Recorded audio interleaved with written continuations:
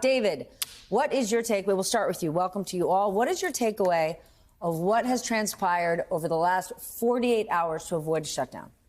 I mean, there is obviously clear and very big divisions within the Democratic Party, and Schumer has made a very big break with the rest of his caucus. And, you know, I think the rebellion you're starting to see among Democrats it portends a lot of trouble for the Chuck Schumers of the world down the road.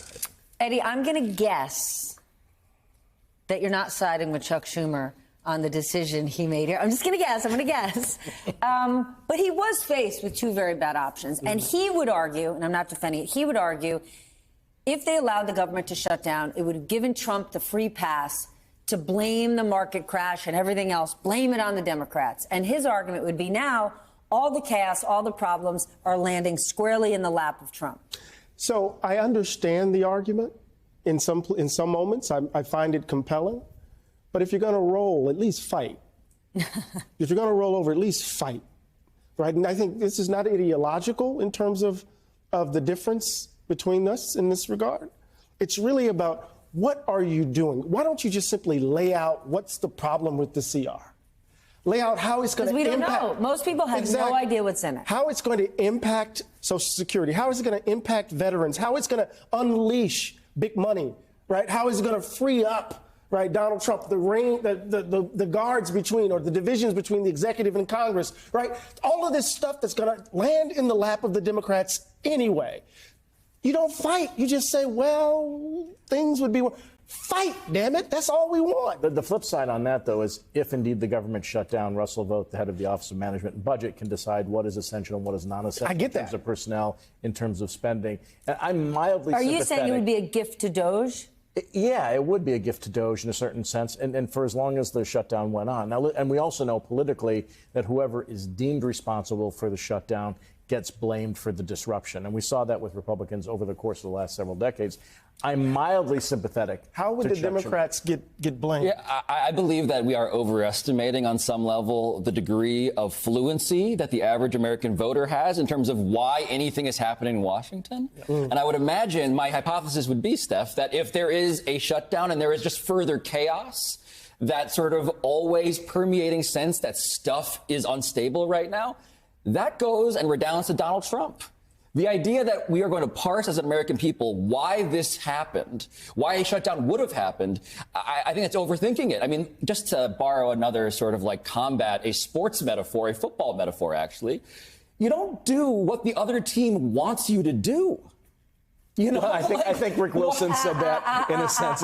If Donald Trump is praising you, you've blanked up. Why do what Donald Trump wants you to do? Just on that basic, simple logic, it feels like the other thing might have been the safer strategy politically. Okay, but on the Democrat side, this clearly shows the generation gap within the party that we'll now see play out over the next 4 years. Maybe that's a good thing, right? Democrats lost the last election, and we've been saying for the last 6 weeks, what's their path? Who's in charge? What are they going to do? Maybe this fracture is exactly the fracture that they need to say, well, we got to figure this out, who we are, what we're going to do. I think absolutely. I think we don't want to reduce it to just simply a kind of generational divide, but I do think it reflects some substantive differences in terms of strategy, in terms of approach, in terms of vigor and passion. Media usage, social media usage. Right, exactly. But maybe it's not generation, maybe it's new voices, new minds, new ideas. Yeah, I think that's the key. There's a sense in which Schumer and those who came of age prior to the ascent of the Trump era, they have an understanding of comedy. They have an understanding of the ways in which you work across the aisle. These younger folks did not come into politics under those conditions. They're nostalgic for a form of politics that no longer exists, for a party that they're engaging that no longer exists. When they're saying that's not the way things are done, the new team is saying, well, welcome to the new world. Oh, Chuck Schumer embodies the status quo. You know, like he does? What do you mean? Well, an incumbency, this idea. Get it? Exactly. You got that? Yeah, that's pretty good. The issue, though, is that there's just a real now opportunity. The issue is the opportunity. Right. It has never been clearer how to distinguish yourself from the current leadership of the Democratic Party, and it's just now a It's an opportunity inside of an opportunity for someone to seize. But as we've seen, too, though, I mean, the senior senators, the senior Congress people are clinging onto their positions and not giving any ground. We've seen this on both sides. I mean, Chuck Grassley is 90-plus years old. Oh. Dianne Feinstein died in office. You know, Nancy Pelosi is still there. Chuck Schumer is still there. And someone's going to have to seize power from them in order to turn this ship around. Because they're well, not when gonna things give are it up broken, voluntarily. listen, when there's a shakeup, when things are broken, that's when there's an opportunity. Let's talk about Donald Trump, though.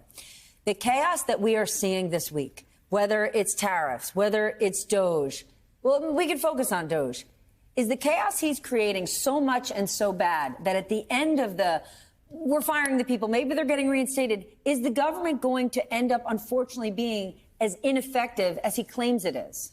I mean, absolutely. And I think that's partly by design, right? He and his administration are throwing so many things at us every single day. There's only so many hours in the day for people to be outraged or even to focus on the litany of things that are happening every day. And I think part of the goal here is to beat people down with this barrage of stuff. And I also think that, you know, if things get broken in the process, they can then point to those broken things as evidence of the dysfunction and ineptitude of government, when in fact a lot of that is going to be the result of the dysfunction and ineptitude of the Trump administration. So are we misreading these headlines Yes. and we're going, oh, look, the judge is reinstating all these workers?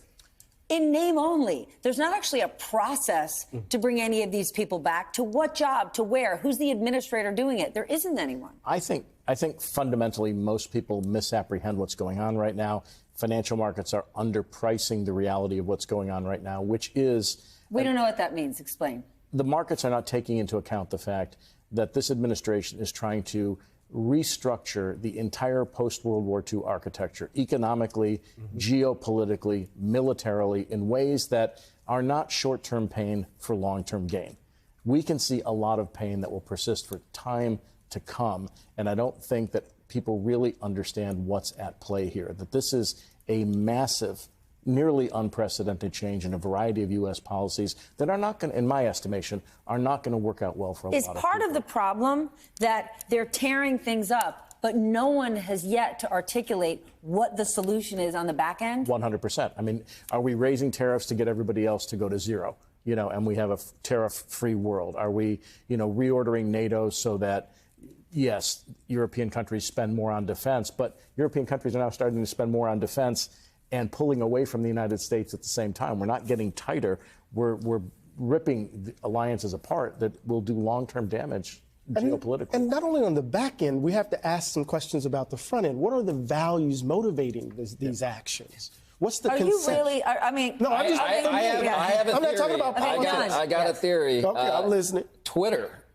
Like, I think there's a gross overestimation from the part of Donald Trump's current administration that is extraordinarily online. And a lot of what they're doing is fundamental point scoring, as if everybody is arguing on this social media platform, as opposed to actually paying attention to, wait a minute, so how many veterans do people know who are losing jobs? Is Social Security really a Ponzi scheme in the minds of the people that I know in real life? Here's where Republicans are going to run into a problem. Even if they win in terms of media and the misinformation machine, even if they dunk on everyone on Twitter all day and every day, the impact of the policies that they're changing are going to be devastating to people's lives across the country. Right. And the majority of the American people don't give a hoot about government. They want to make sure they can put food on the table, their kids are going to a good school, and they're healthy. And if what the government is doing is breaking down those things, then people are going to be without. And it doesn't matter if Elon Musk is dunking on you on Twitter. The reality will be the reality. Yeah, but Steph, I mean, I think that part of the problem here is that who are people going to blame when they don't get their Social Security checks?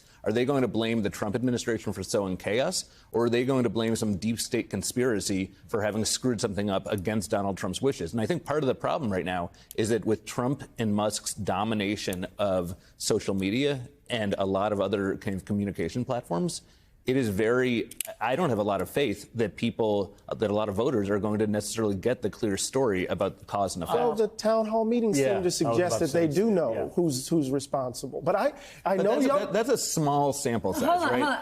Eddie, share your thoughts. I know y'all think I'm an egghead. Okay, But no. Just because you Yes, But I want to insist on certain things, right? So when we talk about the human cost of these policy decisions, right? that forces us to answer the question, what are our obligations to each other? Baseline obligations as Americans. What does it mean for us to be here living together? What is the responsibility of government to act on behalf of those values that define how we live together? We've been shredding the freaking social safety net since 1980. What's our obligation to our elderly? What's our obligation to the poor? What's our obligation to children? What's our obligation to the sick? What's our obligation to people who defend the nation? I don't care. Democrats, I'm not asking you to be New Deal Democrats or Great Society Democrats. We don't need shorthands. Stand on the freaking values that produce the policies of Social Security, that produce the policy of Medicaid, the values that people don't want to relinquish. When those things happen, no, it's great. I'm right there with you. But look, so what happens if they cut Medicaid, if they cut food stamps? And look, my family was on food stamps. When they cut food stamps, yes. So my family went through this. My dad lost a business. We were on food stamps. Nobody does this by choice, right? You're not on Medicaid by choice. And when they stop sending those checks, if anyone thinks these town halls are even mildly emblematic of what's likely to happen, if they start cutting Social Security, this is people in the streets time. This is revolutionary stuff.